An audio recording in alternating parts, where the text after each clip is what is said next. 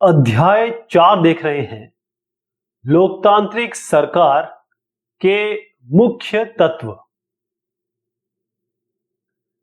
अब हम डेमोक्रेटिक सरकार के बारे में जानने की कोशिश करेंगे, लेकिन यहां पर शुरुआत करेंगे एक एग्जाम्पल से और फिर समझेंगे कि लोकतंत्र इतना इंपॉर्टेंट हो क्यों जाता है। तो लोकतांत्रिक सरकार यानी कि डेमोक्रेटिक सरकार, इसके काम को, इनके कार्यों को प्रभावित करने वाले, अफेक्ट करने वाले बहुत सारे तत्व हैं, यानी बहुत सारी बातें हैं। अगर लोकतांत्रिक व्यवस्था ना हो तब क्या होता है, अगर हो तब क्या होता है। दक्षिण अफ्रीका की कहानी, एक छोटी सी कहानी लेंगे और उससे आप समझने की कोशिश करेंगे। तो दक्षिण अफ्रीका, साउथ अफ्रीका, अब ये देखिएगा, ये अफ्रीका है, पूरा अफ्रीका, और यहां पर सबसे नीचे भाग में, सबसे लोअर मोस्ट, साउथ अफ्रीका, इसलिए इसको साउथ अफ्रीका कहते हैं। तो ये जो पोर्शन है, यहां पर बहुत सारे प्रजाति के लोग रहते हैं, अलग अलग तरीके के लोग रहते हैं। इसमें व्हाइट्स हैं जो यहां के नेटिव्स नहीं है, ब्लैक्स हैं जो यहां के नेटिव्स हैं। नेटिव्स का मतलब होता है जो यहीं पर पैदा हुए, या ये कहें यहां के ओरिजिनल रहने वाले हैं, सालों शताब्दियों से रहने वाले। व्हाइट्स जो हैं, व्हाइट्स जहां जहां आपको दिखेंगे वो सब यहां से, यूरोप से ही गए हुए लोग हैं। अब यहां पर भी लोग इधर से ही पहुंचे हैं। यहां पे भी जो अमेरिका है, वहां के भी ओरिजिनल व्हाइट्स नहीं है, ब्लैक हो गए। इसके अलावा हिंदुस्तानी, पाकिस्तानी, चाइनीज, जिन्हें हम कहते हैं, जिनकी त्वचा जो होती है सांवली होती है, वेटिश होती है, गेहुआ कलर की होती है। तो मैं इसको, व्हाइट हो गया, ब्लैक हो गया, इसको मैं इंडियन ही कर देता हूं, या कहें ब्राउन कर देता हूं। ब्लैक भी हो गया, ब्राउन हो गया, तो BL कर देते हैं, ब्राउन कर देते हैं। तो ये 3 मेन प्रजातियों के लोग वहां पर रहते हैं। अब जोहानिसबर्ग, यहां पर एक 11 साल की दक्षिण अफ्रीकी लड़की है, उसका नाम है माया नायडू। तो एक बार वो अपने सामान, उनकी मम्मी और उनकी एक पुराने सामान का एक जगह थी, वहां पर वो कुछ देख दाख रहे थे। तो हुआ ये कि वहां पर उनको एक स्क्रैप बुक मिली। स्क्रैप बुक, और थोड़ी स्क्रैप बुक ये होता है कि जिसमें चीजें लिखी होती है। कभी कभी आप स्कूल छोड़ रहे होते हैं या कुछ कर रहे होते हैं, तो उसमें वो लिखवाते हैं कि भाई तुम मेरे बारे में बताओ, क्या सोचते हो। तस्वीरें बहुत सारी, कतरने उन्होंने देखी, किन्होंने, इन माया ने। वहां पर एक 15 साल का लड़का था, स्कूल जाने वाला लड़का, यानी 15 साल का स्कूल जाने वाला लड़का, उसकी तस्वीर थी। और इस बच्चे का नाम था हेक्टर पीटरसन। क्या था? Hector Peterson. एक्चुअली इसका नाम हेक्टर पीटरसन की जगह हेक्टर नडुलू है, नडुलू, तो हम हेक्टर ही बोलेंगे अब इनको। अब बच्ची ने पूछा कि इस बच्चे की तस्वीर आपके पास क्यों है? तो मां ने बताया कि बेटा, ये जो हेक्टर पीटरसन है, इसको पुलिस ने गोली मार दी थी। तो जो ये बच्ची है, इसकी आंखें खुली की खुली रह जाती है कि 15 साल के बच्चे की मौत, वो भी पुलिस ने गोली मार के कर दी, हमारे साउथ अफ्रीका में, जो कि एक बहुत बढ़िया कंट्री माना जाता है आज के दौर में। तो मां ने बताया, बेटा, ये जो हमारा देश था या देश है, ये पहले इस तरीके का नहीं था जैसे आप समझती हो। पहले यहां पर रंग भेद की नीति थी। अब इस चित्र को ही देख लीजिए आप। यहां पर है कॉशन बीवेयर ऑफ नेटिव्स, यानी कि जो यहां के लोग हैं उनसे सावधान रहिए। ये बाहर के लोग जो गोरे आए, उन्होंने लगा दिया कि इनसे सावधान रहिए, इनको वो अपने से अलग मानते थे, रेस इनकी अलग थी। ये काले थे, वो गोरे थे। तो यहां पर थी रंग भेद की नीति, जिसको हम अपार्थाइड भी कहते हैं, अपार्थाइड या अपार्थाइड भी कहते हैं। तो ये जो अपार्थाइड थी, उसका मतलब ये था कि रंग, यानी शरीर के, स्किन के रंग से लोगों को अलग अलग करना, या उनके हिसाब से भेदभाव। जो आपका कलर है, जैसे अगर आपका काला कलर है, या ब्राउन कलर है, या गोरा कलर है, तो काले लोगों को एकदम यहां बैठने की मनाही थी। कई ऐसे जगह थे जहां पर वो जा भी नहीं सकते थे। तो श्वेत, अश्वेत, भारतीय और जो बाकी जितनी प्रजातियां थी वो एक दूसरे से संबंध नहीं रख सकते थे, एक दूसरे के साथ घुल मिल नहीं रख सकते थे, यानी एक दूसरे के साथ कोई मेल जोल अलाउड नहीं था। जो अस्पताल थे कालों के, ब्लैक के और व्हाइट के, इनके जो हॉस्पिटल थे वो भी अलग अलग। इनके जो अस्पताल की गाड़ियां हैं यानी कि एम्बुलेंसेस, ये भी अलग अलग। और जो गोरे हैं उनके एम्बुलेंस में सारी फैसिलिटीज, जरूरत का सामान। लेकिन इन बेचारे काले लोगों के एम्बुलेंस में कोई भी जरूरत का सामान नहीं। रेल अलग अलग, बस अलग अलग। इसके अलावा ये तो छोड़िए, जो स्टेशन थे, मतलब बस स्टेशन, ये भी अलग अलग थे।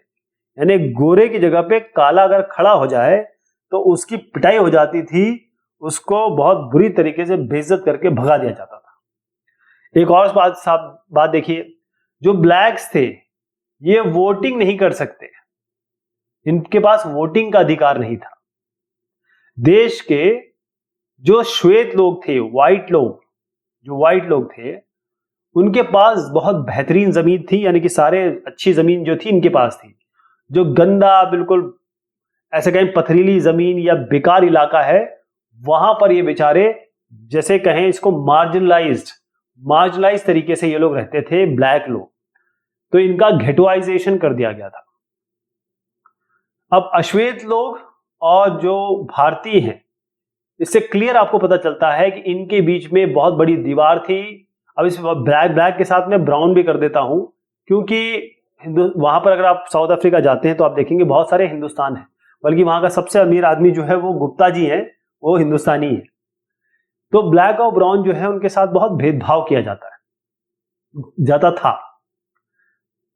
अब यहां पर एक शहर है, दक्षिण पश्चिम हिस्से में एक शहर है सोवेटो, इसको ध्यान रखिएगा, ये सोवेटो का नाम अभी दोबारा आएगा। यहां पर बहुत सारे काले लोग रहते थे। तो हेक्टर, जिसकी मैंने बात शुरू की थी, हेक्टर पीटरसन, वो भी यहीं पे रहते थे। और वहां के जो श्वेत लोग हैं, व्हाइट लोग जो थे, वो अफ्रीकांस भाषा बोलते थे। कौन सी? अफ्रीकांस, ध्यान रखिएगा, अफ्रीकांस।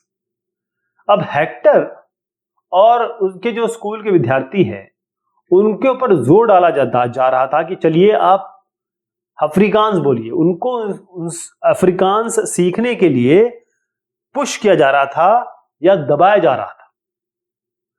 लेकिन अब ये लोग तो जुलू सीखना चाहते थे। जुलू तो इनकी खुद की नेटिव भाषा है, जैसे हमारी हिंदी है, हमारी उर्दू है, वैसे यहां पर इनकी भाषा तो जुलू थी। उन्होंने कहा हमें जुलू सीखना है। तो इन्होंने क्या किया, इन सब बच्चों ने मिलकर विरोध करना शुरू किया। ये सब विरोध पे आ गए, खड़े हो गए सड़क पे, विरोध करने लगे, जैसे नॉर्मल होता है, डेमोक्रेसी में होता है। लेकिन डेमोक्रेसी तो उस समय थी नहीं वहां पे।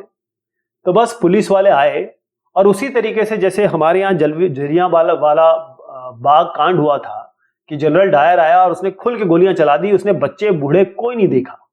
ऐसे यहां पर पुलिस आई और उन्होंने गोलियों से बच्चों को भून दिया। और ये जो चित्र देख रहे हैं, ये है बेचारा Hector Pieterson. He is Hector Pieterson. कितनी बुरी तरीके से मारा है देखिए आप। 16 जून 1976 की घटना थी ये जो एक चित्र है ना, आपको ऐसे हजारों चित्र थे वहां पे। ये साहब जो है ना, 25 साल से ऊपर इनको जेल में डाल दिया गया था। सोचिए 25 साल से ऊपर एक आदमी को जेल में डाल दिया जाएगा तो क्या होगा। ये साहब हैं नेल्सन मंडेला। ये अफ्रीकी नेशनल कांग्रेस के अध्यक्ष, मेन आदमी थे। इन्होंने बहुत संघर्ष किया, बहुत जूते खाए, बहुत डंडे खाए, बहुत पिटाई हुई इनकी। ऐसे बहुत सारे लोगों की। गोरे बोलते थे तुम हमसे मांगोगे, तुम छोटी रेस हो, काली रेस हो। जैसे हमारे यहाँ शूद्रों के साथ, अछूतों के साथ जिस तरीके से व्यवहार किया जाता था, उसी तरीके से यहां पर गोरे कालों के साथ करते थे। लेकिन फिर समय पलटता है भाई।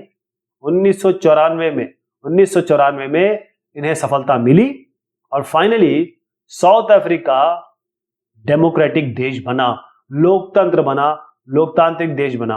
और जो साउथ अफ्रीका का कानून है, या ये कहे संविधान पे चलते हैं, संविधान जो यहां का है वो वन ऑफ द बेस्ट है, विश्व का सबसे बेहतरीन वहां पर उसमें अधिकार दिए गए हैं लोगों के। जैसे कोई फोन भी नहीं सुन सकता आपका, जैसे सरकार हमारे यहाँ तो सब कुछ कर सकती है अगर सरकार के पास पावर दिया हुआ है, यहां नहीं कर सकती।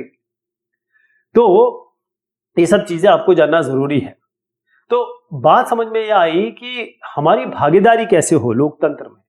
तो हम करते क्या है, हमारा आमतौर पे क्या होता है, चाहे कॉर्पोरेटर का चुनाव हो, विधायक का चुनाव हो, चाहे एमपी का चुनाव हो, हम 5 साल में निकलते हैं घर से बाहर।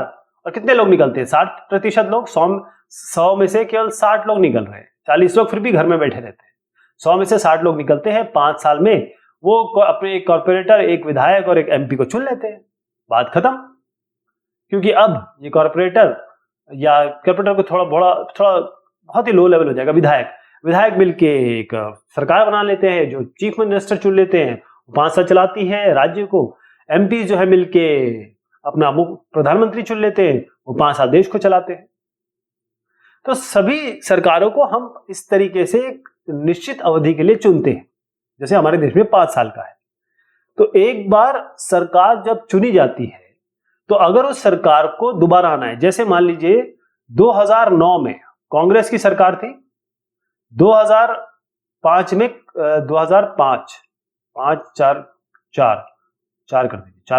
साल होते ना, 2004 में कांग्रेस की सरकार थी, आईएनसी कर देता हूं, इंडियन नेशनल कांग्रेस। तो 2004 में इंडियन नेशनल कांग्रेस थी। अगर 2009 में कांग्रेस को आना था, तो इसने अच्छे काम किए होंगे या बेहतरीन काम किए होंगे। तो ये जो जितने भी हम अच्छे एक्ट देखते हैं ना, आरटीआई एक्ट हो गया, मनरेगा हो गया, ये सब कांग्रेस की देन है, जिससे आज सबको फायदा हो रहा है। तो इन्होंने अच्छे काम किए तो 2009 में आ गए। लेकिन फिर क्या हुआ, 2009 के बाद घोटाले आ गए, बहुत सारे घोटाले निकल के आ गए। कोयला का घोटाला, 2G स्पेक्ट्रम का घोटाला, कॉमनवेल्थ गेम घोटाला। तो 2014 में बुरी तरह इंडियन नेशनल कांग्रेस हार गई, और ऐसी हारी कि 50 करीब इनको सीट मिली। यहां पर उदय हुआ मोदी एरा का। अब ये मोदी जी ने अगर जीतना था 2019 में, तो इनको अच्छा काम करना था। इन्होंने किए भी, बालाकोट वगैरह पे एक्ट किया, 2-4 काम इन्होंने भी ठीक किए, बाथरूम बनवा लिए, तो 2019 में आ गए। तो सरकार को दोबारा आना है तो अच्छा काम करना पड़ेगा। अगर मोदी जी को 2024 में आना है तो अच्छे काम करने पड़ेंगे। तो नियमित चुनाव होने से लोगों का नियंत्रण रहता है, कभी भी हटाया जा सकता है, ऐसे नहीं कि कोई इनविंसिबल है। एक जमाने में इंदिरा गांधी जी को कहा था कि भारत इंदिरा भारत है। यहां पर अभी मोदी जी को कहा जाता है भारत मोदी है, मोदी भारत है, लेकिन ये समय एक जैसा नहीं रहता। तो भागीदारी के यही तरीके नहीं है। आपने एक बार वोट दे दिया 5 साल में और उसके बाद आप भूल गए, नहीं। आप जो भी सरकार कर रही है उस कार्यों में रुचि ले। सरकार अगर बजट बना रही है, सरकार आपके लिए कोई नीति ला रही है, कोई प्राइवेटाइजेशन कर रही है, आप उस पर ध्यान दें। और सरकार की गलत नीतियों पे, जैसे पेट्रोल के दाम बढ़ रहे हैं, प्याज के दाम बढ़ रहे हैं, इनकी आलोचना करें, इनकी क्रिटिसिज्म करें। सरकार का क्रिटिसिज्म ही आपका सरकार को मजबूत बनाना होता है, ध्यान रखिएगा। अगर सरकार के विरुद्ध आप बोलते हैं, कोई आपको देशद्रोही कहता है, तो आप बिल्कुल नकार दें उसको सिरे से, क्योंकि लोकतंत्र में आपका अधिकार है। मैं एक एग्जांपल देता हूं। अगस्त 2005 में क्या हुआ? अगस्त 2005 में मनमोहन सिंह जी की सरकार थी, कांग्रेस की सरकार थी। उन्होंने क्या किया, बिजली का किराया बढ़ा दिया। ठीक, अब मैं ये एग्जाम्पल दे रहा हूं, स्टेट सरकार भी हो सकती है, एग्जाम्पल दे रहा हूं, क्योंकि इसमें बिल्कुल आपकी किताब में बताया नहीं गया है कि एक खास सरकार कौन सी है। मैं मान के चलता हूं चलो कांग्रेस की सरकार थी, क्योंकि बहुत सारे स्टेट्स में कांग्रेस की सरकार थी, जैसे आज बहुत सारे स्टेट में बीजेपी की सरकार है। तो उन्होंने इसका बिजली का बिल बढ़ा दिया। अब लोगों ने कहा नहीं साहब, क्योंकि ये तो बेसिक नीड है ना बिजली। वो एकदम तीखे रूप में वो सामने आए, उन्होंने जुलूस निकाल लिया, हस्ताक्षर अभियान चलाया, आंदोलन किया, सब कुछ किया। तो सरकार को अपना फैसला बदलना पड़ गया। इतनी बड़ी सरकार, इतने बहुमत से आई सरकार, हम जैसे अदने से लोगों से डर जाती है, घबरा जाती है, क्योंकि हम ही लोग तो उनको बनाते हैं ना, अगली बार उनको हटा देंगे हम लोग। तो यही जनता के प्रति जिम्मेदारी है इस सरकार की। तो हमें अपनी जिम्मेदारी समझनी पड़ेगी। हम आंदोलन कर सकते हैं, हम हस्ताक्षर अभियान चला सकते हैं, हम जुलूस निकाल सकते हैं। ऐसे कई तरीके हैं, धरना, हड़ताल, हस्ताक्षर अभियान, ठीक, ये सारे तरीके हैं। इसके अलावा भी तरीके हैं, मतलब सब चीजें जो कर रहे हैं वो बड़ी शांतिपूर्ण होनी चाहिए। आपके हाथ में आर्म हो, तलवारें हो, लड़ाई झगड़े के सामान हो, ऐसा नहीं होना चाहिए। तो ये सारे तरीके हैं जो आपको लोकतंत्र अलाउ करता है कि आप सरकार की जो बातें हैं उसके खिलाफ अपनी जो विरोध है उसको दर्ज कर सके। जो सरकार की गलत बातें, एक सरकार बन गई वो आपके ऊपर गलत वो करने लगी, जैसे अब बीजेपी की सरकार आई, उन्होंने एक सीएए एक एक्ट बना दिया। अब इससे बहुत सारे जो खास तौर पे ऐसे लोग हैं जो डर गए, या ये कहें कि इनको माइनॉरिटीज को डर गए थोड़े, तो उन्होंने इसके खिलाफ बहुत आंदोलन किया और जो आंदोलन हुआ उसको सरकार ने बुरी तरह दबाया, अच्छी तरीके से दबाने की कोशिश की। तो अब ये तो खैर कोरोना आ गया, उसके बाद चीजें थम गई, देखते हैं इसका आगे क्या होता है। तो अखबार, पत्रिकाएं और टेलीविजन जो होता है उसका मेन काम ये होता है सरकार का क्रिटिसिज्म करें। अखबार में सरकार की कमियों को उजागर करना है, सरकार की तारीफ नहीं करनी होती है। तो सरकार अपनी जिम्मेदारियों को समझे और उनकी जिम्मेदारियों को बताना, यही काम अखबार, पत्रिका, टेलीविजन और बाकी सारे जो मीडिया चैनल का होता है। तो लोगों के लिए भागीदारी का एक और तरीका है, जैसे मैंने बताया, वो है आंदोलन। ये जो आंदोलन है ये तरीका है, और खास तौर पे जो दलित होते हैं, जो गरीब होते हैं, मुसलमान हैं, अल्पसंख्यक हैं और जो माइनॉरिटीज में आते हैं, महिलाएं हो गई, वो सब बेचारे जो दबे कुचले लोग हैं वो आंदोलन करके ही तो अपनी बात पहुंचा पाएंगे, क्योंकि इनकी बात तो वैसे भी कोई नहीं सुन रहा है, सालों से नहीं सुनी जा रही है। तो इनकी बात सुनने के लिए ये आंदोलन करते हैं। लेकिन होता यही है, मैं आपको एग्जांपल दूंगा इसमें होता क्या है, कि अगर देश के लोग सजग हैं, हम लोग अगर एक्टिव हैं, हम लोग देश की राजनीति में देश कैसे चलाया जा रहा है उस पर हम लोग रुचि लेते हैं, तो हम एक तरीके से देश को मजबूत बना रहे हैं, या ये कहें लोकतांत्रिक व्यवस्था जो है, डेमोक्रेटिक स्वरूप है, उसको हम स्ट्रांग कर रहे हैं। ध्यान रखिएगा, अगर हम राजनीति में, सरकार चलाने में, एडमिनिस्ट्रेशन में रुचि लेते हैं, इंटरेस्ट हमारा होता है, हम उस पर ध्यान देते हैं, तो हम उस देश के अच्छे नागरिक कहलाएंगे। अगर कोई कहता है कि अगर आप सरकार के खिलाफ कहते हैं या तुमने मेरी आलोचना क्यों की, तुम्हारे ऊपर केस कर देंगे, तुमको जेल में डाल देंगे, वो सब जो भी कर रहे हैं वो आगे पे करेंगे, उनका आगे हश्र होगा।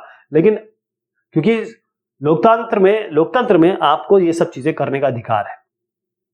लेकिन होता क्या है, हम देश में प्रॉब्लम क्या है कि जब कोई आंदोलन करने निकलता, मान लीजिए बेचारे ये आंदोलन करने निकले, पुलिस आई, पुलिस इनको डंडे मारने लगी, तो इनकी लड़ाई पुलिस से हो जाती है। अब पुलिस ने तो बेचारे ने कुछ नहीं किया ना, देखिए सरकार रूल बना रही है और आप जो है वो लड़ रहे हैं पुलिस से।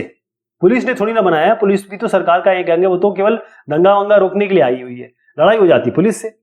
तो और एक और चीज है कि मान लीजिए जैसे हिंदू, वो मान लीजिए गणपति विसर्जन के लिए जा रहे हैं, या आप मुसलमान ले लीजिए, वो जा रहे हैं कोई भी एक उनका एग्जाम्पल ले लीजिए, जैसे प्रोसेशन जा रहा है उनका, है ना, कोई प्रोसेशन जा रहा है।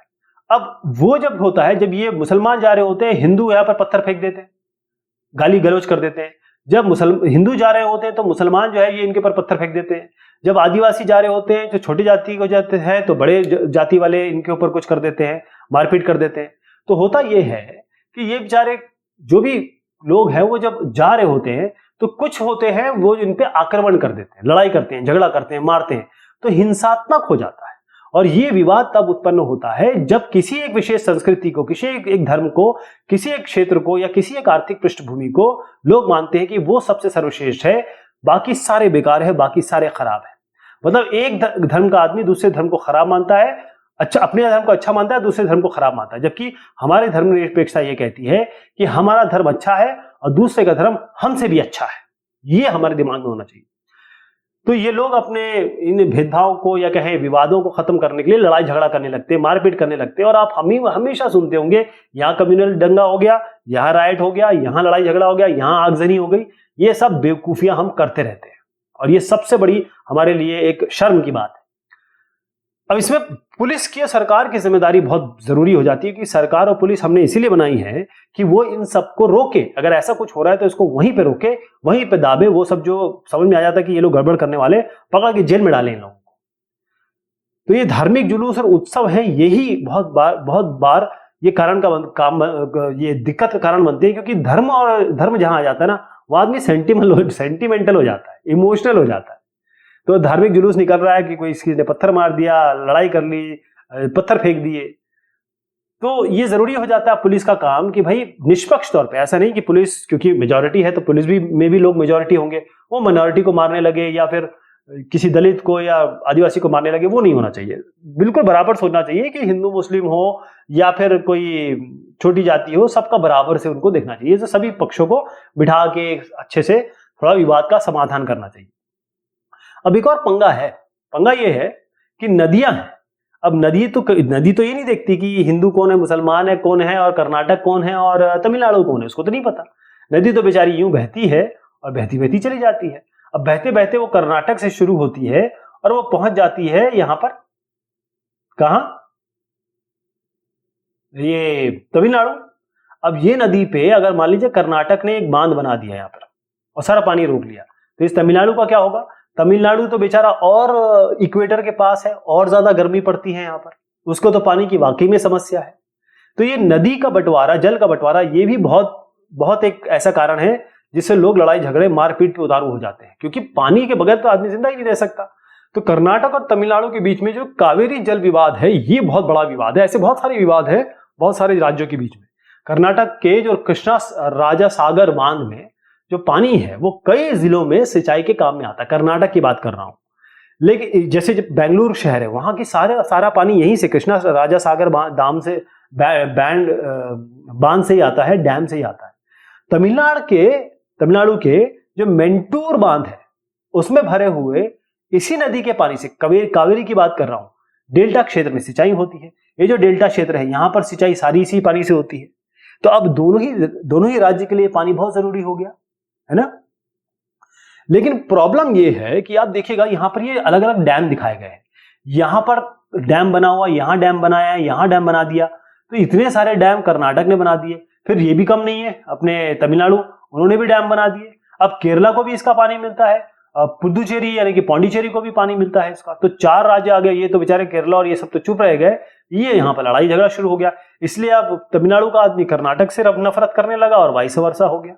तो दोनों बांध एक ही नदी पर बने हुए, जैसे दोनों बांध का मैंने नाम लिया, फिर से मैं बता देता हूं आपको। एक है कृष्णा राजा सागर बांध, ध्यान रहेगा, कृष्णा राजा सागर बांध, और मेंटूर बांध। कृष्ण राजा सागर बांध और मेंटूर बांध, ये है कर्नाटक में, ये है तमिलनाडु में। तो दोनों एक ही नदी पे बने हुए हैं। अब होता यह है कि कावेरी नदी का जो ऊपरी छोर है वहां, और तमिलनाडु का जो मेंटूर नदी है वो निचले छोर पे। आपको ज्योग्राफी से भी पता चल रहा है, रास्ते से भी पता चल रहा है कि ये ऊपर है, ये नीचे है। तो अगर कृष्णा राजा सागर बांध से पानी छोड़ा जाएगा तभी वो पहुंचेगा आपके तमिलनाडु में, तभी तो पहुंच पाएगा, तभी तमिलनाडु को पानी मिलेगा। तमिलनाडु जैसे मैंने बताया कि इक्वेटर के पास में है, गर्मी ज्यादा है, पानी की ज्यादा जरूरत होती है वहां पर। तो भाई यहां पर लड़ाई झगड़ा शुरू हुआ। तो राष्ट्रीय सरकार ने कदम उठाना चाहिए था कि किसी तरीके से ये बंटवारा किसी तरीके से सॉल्व हो। इसके पीछे सालों साल से लोग, ये दोनों राज्यों का इतना पंगा चलता रहा, इतनी लड़ाइयां चलती रही कि पूछे मत। लेकिन फाइनली 2007 में एक वर्डिक्ट आया सुप्रीम कोर्ट का। उन्होंने डिसाइड किया कि किसको कितना पानी मिलना चाहिए। तो अब क्लियर है कि कर्नाटका, तमिलनाडु, मतलब किसको, बेंगलुरु को कितना मिलेगा, केरला को कितना मिलेगा, पुदुचेरी को कितना मिलेगा, जिसे हम पौंडीचेरी पहले कहते थे। तो ये समानता और न्याय की बात है। लोकतांत्रिक सरकार का मेन काम है कि भाई सब समान हो, सब बराबर हो, और किसी के प्रति न्याय जो है वो गलत तरीके से ना हो जाए, मतलब अन्याय ना हो जाए। तो जैसे अस्पृश्यता, यहां पर क्या लिखा है पता आपको? ये लिखा हुआ एक मंदिर है, यहां पर लिखा है शूद्र यानी कि SC, और जो अनटचेबल्स हैं जिन्हें हम और दलित कहते हैं, वो सब यहां नहीं आ सकते। क्लियर मंदिर में लिखा हुआ है। कितनी शर्म की बात है, आज के देश में भी हमारे ऐसा होता है। तो ये जो चीजें चल रही हैं बहुत सब सालों तक, ये जो दलित बेचारे हैं, ना तो उनको शिक्षा मिल रही, ना स्वास्थ्य मिल रहा है, ना यातायात, इन सब से इनको बेचारों को वंचित रखा गया है। ये देखिए यहां मंदिर में घुसने की अलाउड नहीं है। तो अंबेडकर साहब जैसे बहुत सारे लोगों ने इस पे काम किया। सरकार भी ये देख रही है कि भाई समानता और न्याय ये सबसे ज्यादा जरूरी है। तो सारे के सारे समाज में जो लोकतंत्र है उसमें बराबर माने जाते हैं। तो समाज में जिस तरीके से, एक एग्जांपल लेता हूं, लड़का लड़की, हम लोग लड़कियों को ज्यादा महत्व देते हैं, लड़कियों को तो हम कोख में ही मार देते हैं। लड़के लड़के लड़के लड़के, तो लड़कियां कहां से आएंगी? लड़कियां नहीं आएंगी तो आगे के बच्चे कैसे पैदा होंगे? तो इसके दूर करने के लिए सरकार ने कदम उठाए हैं। जैसे सरकारी स्कूल और कॉलेज में लड़कियों की फीस एकदम खत्म कर दी गई है या बहुत कम कर दी गई है। तो ऐसे काम सरकार कर रही है। तो हमने देखा कि जो एलिमेंट्स हैं डेमोक्रेटिक गवर्नमेंट के, मैंने यहां से यहां तक एक एक करके डिस्कस किया। और उसके बाद दौड़ के आधार पर जो पृथक्करण हो रहा था, कहा साउथ अफ्रीका में काले गोरों के बीच में भेद, और ये मिश्र नहीं हो सकते थे, तालमेल नहीं कर सकते थे आपस में, अस्पताल अलग, एम्बुलेंस अलग, अफ्रीकी भाषा जो है वो बोले नहीं दी जाती थी, ये जो अपनी भाषा है वो उनपे थोपते थे, जैसे स्थानीय भाषा जुलू थी। फिर नेशनल कांग्रेस, अफ्रीकी नेशनल कांग्रेस के नेल्सन मंडेला, उन्होंने बहुत लड़ाइयां लड़ी। 1994 में लोकतांत्रिक देश बन गया। कौन सा देश? दक्षिण अफ्रीका, साउथ अफ्रीका। देखिए, भागीदारी आपकी ये है कि आप मतदान देकर लोगों का चुनाव करते हैं, प्रतिनिधि आपके बिहाफ पे निर्णय लेते हैं, लेकिन आपकी आवाज इसमें शामिल है। सरकार कुछ समय के लिए हो सकती है, 5 साल के लिए, बाद में चुनाव होता है। सरकार अगर काम नहीं करती है तो आप उसकी आलोचना कर सकते हैं, रैलियां, धरना, हमला। ये थोड़ा गलत हो गया मामला, दस्तखत अभियान, हमला नहीं होगा, इसको काट दीजिए बिल्कुल। समाचार पत्र, पत्रिकाएं और जो टीवी है, ये आपकी बातों को सरकार तक पहुंचाने का माध्यम होती है। इसके बाद संघर्ष क्यों हो जाता है? क्योंकि एक जाति, एक धर्म दूसरे धर्म को गलत मानता है और उसको खत्म करने की कोशिश करता है। भय और तनाव का माहौल हो जाता है, और धार्मिक प्रक्रियाएं, खासतौर पर धर्म जो होता है ना, इसको राजनेता भी बहुत आग लगाते हैं, जैसे सुलगाते हैं। सबसे ज्यादा पॉलिटिशियन हिंदू मुसलमान की बात करते हैं, आप देखिएगा सारा, और पाकिस्तान हिंदुस्तान की बात करते हैं। इसके अलावा उनके पास कोई मुद्दा नहीं है। संघर्ष के स्रोत में ये नदियां भी आती हैं, जैसे कावेरी जो है वो मेन मुद्दा है तमिलनाडु और कर्नाटक के बीच में, केरल भी आ जाता है। तो संघर्ष को हल करने का तरीका यह है कि पुलिस हो, कानून व्यवस्था वो बनाती है, सबको बराबर वितरण किया जाए, जो रिसोर्सेज हैं, जैसे पानी का अभी हमने डिस्ट्रीब्यूशन देखा, समानता और न्याय हो सबके लिए, विशेष प्रावधान किए जाए दलित और मुसलमान और लड़कियों के लिए, और बच्चों के देखभाल के लिए बेटी बचाओ बेटी पढ़ाओ जो अभी चल रहा है। तो ये बात हुई इस चैप्टर की। बहुत शुक्रिया, बहुत मेहरबानी आप सभी की।